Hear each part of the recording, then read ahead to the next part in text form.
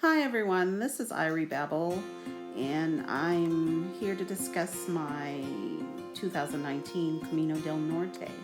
So many of you, if you've read my post, then you know that I have injuries. So I'll talk about that a little bit later. But here, the first couple of views that you're seeing is the starting point, Puente de Santiago, which is on uh, the French side. This here is the church, and the train station is actually directly behind it. So you can't get lost. So this video shows you after you come from the church, you basically just continue walking, follow that lady there in the light colored sweater, and you just follow it around the bridge and down into the town square where you will see the tourist information office. Now you can get a passport, pilgrim's passport, at the church, or get it stamped there if you've gotten it from another source, or you can purchase it here in the tourist information office. Now their hours are different sometimes, so you may want to check online and you can see what time they open, or you can ask someone. So here was my first stamp, and basically I stayed in a private albergue, walked across the bridge to France, and then walked back, got my stuff stamped in France, and then walked back across. So this is the real start here of my Camino the following day. It comes from the town and then starts to go up, and gradually it climbs up to the church at Guadalupe. I didn't see anyone early that morning until maybe 10:09, because I usually start early. And I saw these two German sisters. They're pilgrims, older ladies, and we reached Guadalupe at a good time, and we stopped and have a little picnic. As you can see, stunning views right from the start, and just really beautiful area. And I'm standing on the top right now at the church, and just panning so you can see the area, and then I'll show you a little bit of inside the church. And you just need to be careful when you leave the church and continue on, that the road splits slightly. So if you have a Camino app or whatever, it's easier to follow, so you won't get lost. But just watch out for the signs. So here's the inside of the church, just for a quick little look. Very quiet area, and a nice picnic area to stop and take a rest after that first little climb. So the day was really beautiful. It was warm and it got extremely hot. And this particular sign here, I thought I would show this because people always wanted to know where the high route is. There's a sign now, and it's on the right hand side. But I could not take it because it's just too much of a scramble for me. I took this lower route, which was equally challenging but flat, and then ended up here in Paseas de San Juan. You do have to walk along the road some, and then it curves down, and there's a couple steep uphills, downhills, and you'll feel like your legs are falling off. And then once you get to Paseas de San Juan, a beautiful view, but these concrete ramps that go down into the town. So the albergue, the donativo, is not far down the hill. There are signs everywhere. So as I came down, now this is going into San Sebastian, and the hill that you see in front of you is where you're coming from. So as you come down, you walk onto the promenade and you continue down the beach, follow the line of hotels. There's plenty of places to eat, have coffee, relax for a little bit before you continue on your journey. If you're looking for the albergue here, the municipal, it's at the end of the beach, curving towards the left-hand side, and then it goes up a hill. And this, be aware, the albergue does have two names, so just look out for it.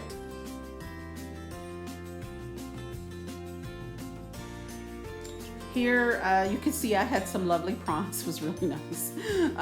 So the next place I went to was Zaruz, and also another nice area in a lovely place. I stayed in um, just below, down by the beach. This is from the top of the hill.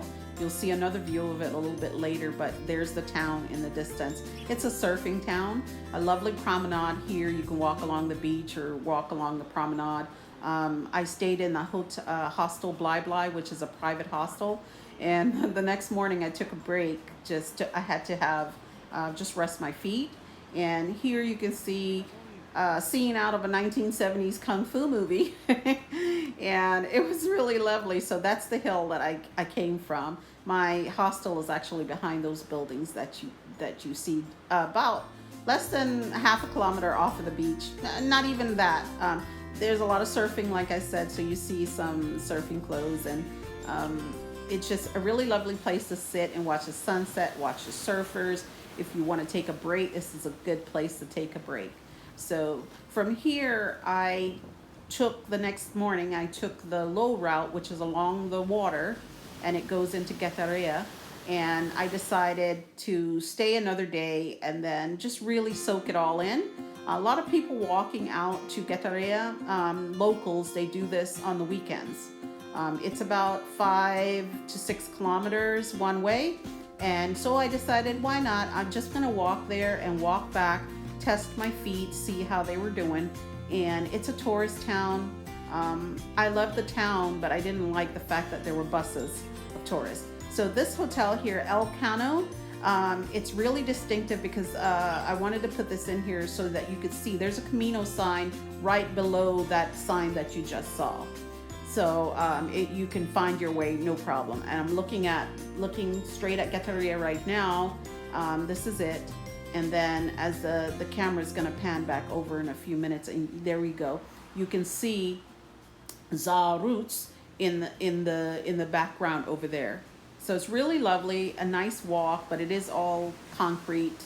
And then I walked back, stayed another night in the hostel Bly Bly, which is a private hostel just on the other side of those hotels that you saw on the beach. And then the next day, I decided to take the high route to Deba. So as you can see, beautiful views of the whole area, and it just keeps going up. And for somebody with injuries, like I say, I wear a very large metal brace on my left knee, and I had problems with a heel spur and plantar fasciitis on my right leg. So it was painful nonetheless. So every once in a while I'd have to stop and take in some physical therapy. So here you can see this is off the regular Camino. I took the GR route, and it was just lovely. I didn't see a pilgrim for hours and hours and hours. I actually don't even think I saw a pilgrim the entire day. As I did get closer to Deba, I saw some day hikers. But it rained, and this was mud, and you're gonna see what looks like dirt, but it's not. It's actually clay. So I had to dig the stuff off with my my trekking poles. This area is also a beautiful wine region, and you hike a little bit. It just goes up and up and up, and you can see here. This is Guetaria in the distance. So I'm headed towards Zamea first before I head towards Deba. But you can see it comes down from the high route onto a road, and you just keep going. So it's pretty flat from here, going down and then going down into the town. So just some more looks here of the wine growing and coming out of the town. This is what you see as you go up before you go up into the higher. So now we're in Zamea, and it's on a hill. Zamea is down below, but the albergue was on a hill. So this was a Eco Albergue, Hotel Albergue Santa Clara, and it was just lovely, lovely, lovely panoramic views. The owners were really lovely, and I actually met a couple of German pilgrims before, and they tried to stay in the Donativo, and it was closed. So I think it's not a monastery, but a nunnery or something. So the owners actually allowed them to stay with me even though they didn't have a reservation. So what you're looking at right now is some of the GR route that goes into Deba Markena, between Zumea and Deba Markena. So I'm not gonna lie, it was challenging. You can see there, you coming from down below there, hiking up along the trail, along the edge, and it goes steeper and steeper and steeper and steeper.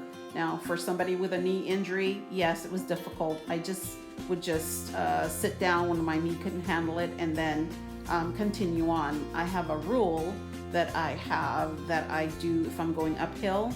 I walk 2 minutes, I stop 2 minutes, or I sit if it's painful enough. But you going towards Deba, you see this beautiful, beautiful geopark, and there was no one back there except maybe a few Spanish day pilgrims who park on top and just hike down.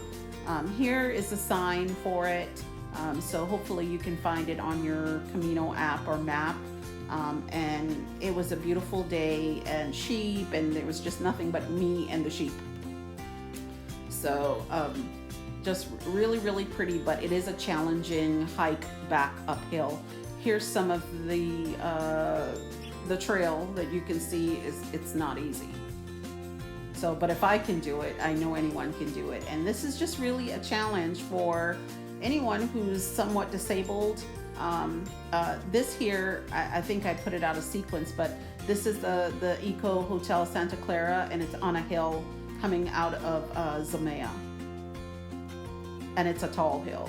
So the turn off to go to that alternate is actually after this, up another hill after Hotel Santa Clara, and you turn to the right, and then the Camino goes to the left.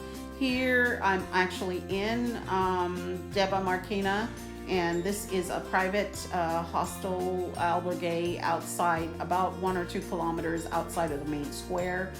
I can't really pronounce the name, I wish I could, but really, really nice place to stay. The owners are lovely. That was him you saw in the kitchen. This is we're looking at here is the main square, and a lovely area as well.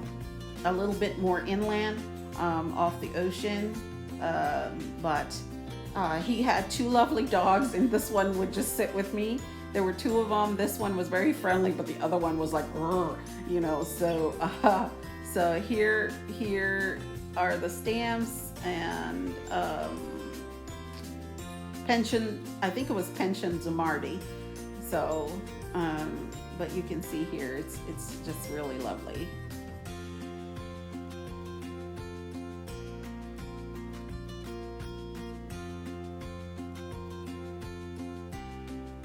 Okay, so here's the road that goes out to the town. So it's really not that far. I guess when you're tired, it does seem much further, but just lovely. Enjoy.